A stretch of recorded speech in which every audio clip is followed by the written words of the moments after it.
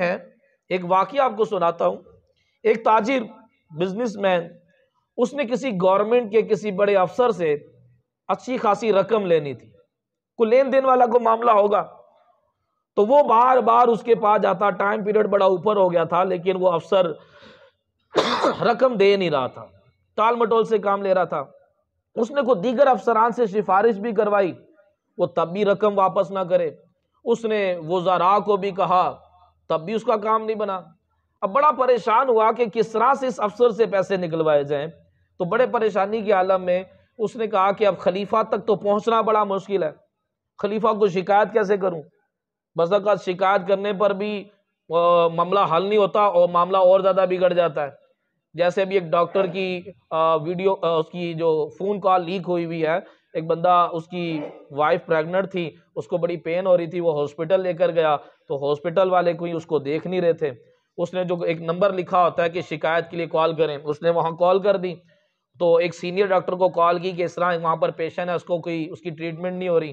तो उसने उस शख्स को कॉल की कि आपके पेशेंट को कोई पूछ नहीं रहा। जी बिल्कुल नहीं पूछ रहा, गायनी वार्ड है और लॉक कुंडी लगी हुई है, कोई देख ही नहीं रहा। उन्होंने कहा वहाँ पे जो नर्स बैठी है मेरी उससे बात करवाओ।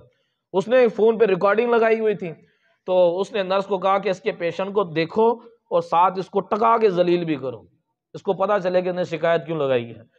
तो कहना लेकिन इसको पता ना चले, यानी कि शिकायत लगाने पर भी बसा औकात मसला बन जाता है। इसलिए लोग बेचारे शरीफ लोग, नेक लोग डर के मारे कहीं शिकायत नहीं करते, शिकायत करके तो मसला और ज़्यादा ख़राब हो जाता है।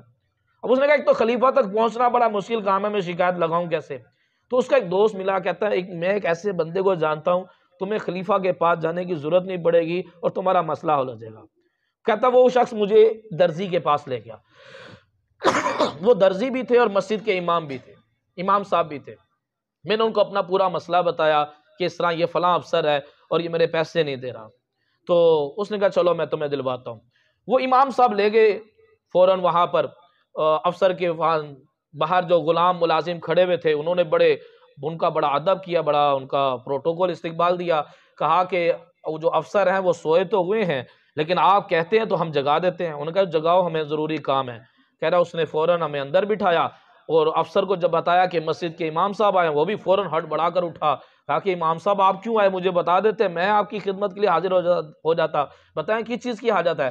तो इमाम साहब ने कहा कि एक शख्स के जो पैसे हैं वो पैसे वापस करो। उसने कहा इमाम साहब मेरे पास इस वक्त 5,000 दिरहम है, इससे वो 5,000 ये दिरहम ले ले और बाकी के पैसे मैं फलां तारीख तक लौटा दूंगा। उसने कहा चलो ठीक है। उसने फ़ौरन 5,000 दिरहम दिए और बाकी का एक टाइम ले लिया। अब उस टाइम पर उसने उसकी बकिया रकम भी उसको दे दी। मैं बड़ा हैरान हुआ, मैंने बड़े बड़े अफसरों से रब्ता किया, बड़े बड़े वजीरों से कहा, लेकिन ये अफसर पैसे देने का नाम नहीं ले रहा था। एक मस्जिद के इमाम साहब गए हैं, इसने फ़ौरन पैसे दे दिए। तो इसने इमाम साहब से पूछा कि क्या वजह है कि आपने थोड़ी सी बात की है और उसने फ़ौरन पैसे निकाल दिए। उन्होंने कहा तुम्हारे पैसे मिल गए, तुम्हारा काम हो गया, मजीद तुम मुझे परेशान ना करो, मुझे अपना काम करने दो। उसने इसरार किया कि नहीं आप बताएं मुझे ये मामला क्या है कि ये आपके कहने पर इतना वो फ़ौरन डर क्यों गया, उसने फ़ौरन पैसे क्यों दिए। जब उसने इसरार किया तो आपने वो इमाम साहब ने वाकया सुनाया। कहते कि एक मरतबा एक अफसर ने एक खातून को पकड़ लिया और वो बड़ी चीख रही चिल्ला रही थी कि मुझे इससे बचाओ, लेकिन कोई भी आगे नहीं बढ़ रहा था। उस औरत ने बड़े वास्ते दिए कि मुझे इस शख्स से बचा लो, मेरा शोहर सफ़र में है और मेरा शोहर मुझे ये कसम देकर गया था कि अगर तेरी किसी गैर मर्द के साथ रात गुजरी तो तुझे तलाक है। तो अगर इसने ज़बरदस्ती मुझे रात अपने घर रोक लिया तो मेरी तलाक हो जाएगी, मेरा घर तबाह हो जाएगा, मुझे बचाओ। कहते हैं ये सुनकर मैं आगे बढ़ा, लेकिन उस अफसर ने मुझ पर हमला कर दिया, मुझे ज़ख्मी किया। तो मैं वापस आया और अपने मोहल्ले के लोगों को जमा किया कि औरत को बचाना चाहिए। एक तो उसको साथ जुल्म ज्यादती हो रही है, दूसरा उसको तलाक हो जाएगी। तो हम उस अफसर को जाके समझाते हैं, अगर वो नहीं समझता तो हम उसका मुकाबला करेंगे। कहते मोहल्ले के लोग मेरे साथ गए, तो उसने उसके साथ जो उसके गुलाम थे उन्होंने हमारे ऊपर हमला कर दिया। मोहल्ले वाले मुझे अकेला छोड़कर वहां से चले गए और मेरे अकेले की अच्छी खासी डंडों से पिटाई हुई। मैं फिर जख्मों की हालत में घर आ गया। अब मेरे जहन में एक ही चीज सवार थी कि इस औरत को किस तरह से बचाया जाए। रात का टाइम था, तो मैंने मीनारे पर चढ़कर मैंने अजान दे दी, बुलंद आवाज से मैंने अजान दी।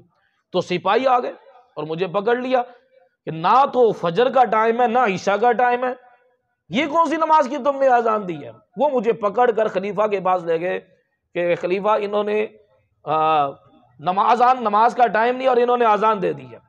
इनकी अजान देने से मामला गड़बड़ हो सकता है। कुछ लोग समझेंगे फजर का टाइम शुरू हो गया है, जिन्होंने नफली रोजा रखना वो समझ रहे होंगे कि सारी का टाइम खत्म हो गया है। कुछ लोगों ने अजान सुनकर सफर करना होता है। तो खलीफा ने कहा कि आपने ये बेवक्त अजान क्यों दी है। आपको पता है बेवक्त अजान देने से कितने मसाइल हो सकते हैं। तो उसने इमाम साहब ने पूरा वाकया बयान किया। खलीफा को झलाल आ गया। उसने सिपाही भेजे कि फौरन उस अफसर को पकड़ के लाओ। उस अफसर को पकड़ लाए और उस खातून से पूरा वाकया सुना। उसने मिनोन वही वाकया सुनाया। तो उस अफसर की फौरन गर्दन मार दी गई। उसकी खलीफा ने उस अफसर की गर्दन उड़ा दी। और मजीद वहां पर वजीर और अफसर काफी सारे खड़े थे। कहने लगा इमाम साहब, मैं इस शहर में आपको इख्तियार देता हूं कि जहां कोई भी गलत काम हो आपने उसको रोकना है, और अगर वो आपकी बात ना माने तो आपने मुझे बताना है। और मुझे बताने का जरिया क्या है, आपने मीनार पर बेवक्त अजान दे देनी है। मैं समझ लूंगा कि आप मुझे पुकार रहे हैं। मुझे खलीफा तक पहुंचना आसान तो होता नहीं है। तो जब आप मीनार पर चढ़कर आजान देंगे मुझे पता चल जाएगा कि आपको मेरी मदद की जरूरत है। और फिर देखें मैं उस जालिम के साथ करता क्या हूं। कहते हैं वहां पर यह अफसर भी खड़ा था। जब ऐलान हुआ था, खलीफा ने जब ऐलान किया था तो यह अफसर भी वहीं खड़ा था। तो तब से लेकर अब तक मुझे बेवक्त अजान देने की जरूरत नहीं पड़ी। किसी के पास भी अगर कोई जुल्म या ज्यादती होती है, मैं उसके पास जाता हूं, वो फौरन जो है वो अमल करता है, वरना खलीफा उसकी गर्दन मार देगा। एक तो इस वाकये से अजान की बरकत का पता चला कि अजान देने से जो औरत पर जुल्म हो रहा था वो बेचारी जुल्म से बच गई। और दूसरा ये भी पता चला कि जालिम अल्लाह ताला की पकड़ से बच नहीं सकता।